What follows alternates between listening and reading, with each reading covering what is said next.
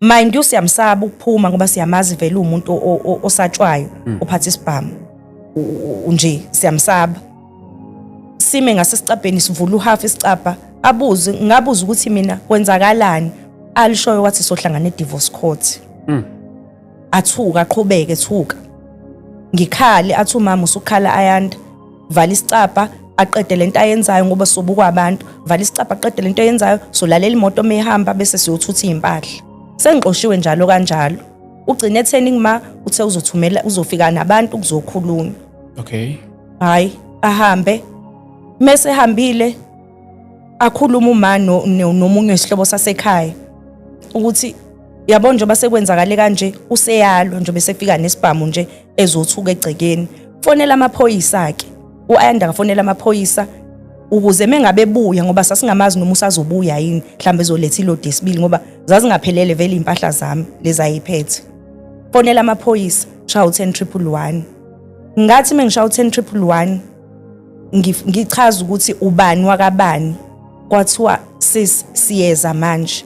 but into esizoyisho ukuthi hamba yokwenza i-protection order kwafika amavene awu3 aka-SAPS bamazi usebenzile usevile ka-SAPS for so many years kwafika amavene aka-SAPS awu3 kwafika uMetropolis owu2 because babazi ukuthi baze kubani mebefika bafike base beyangitshela ukuthi akasekho vele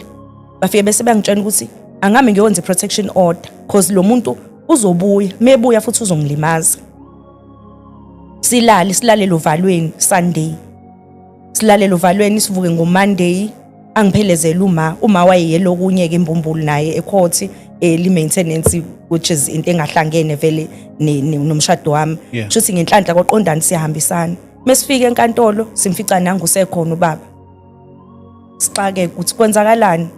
kanti na uzokwenzela mina i-protection order uzovimba mina ukuthi ngenze njengoba ngizokwenza i-protection order wayazi vele ukuthi njengoba senze lento ngizokwenza i-protection order mina ngifika ngithi ngizokwenza i-protection order nawe usezokwenza yakhe ngixake ukuthi eyani i-protection order ke mina protection order ithi ngivimba ukuthi ngingeze kwami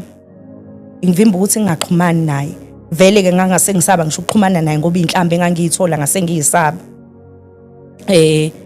sibhalise manje phela i-procedure ye-protection order isafani neyaqala ufika ubhalise ubuye unikezwe i-date nize nizoma enkantolo ushiya ukuthi nabo ufakazi ukuthi you need to be protected from this person because of lokhu nalokhu asekwenzile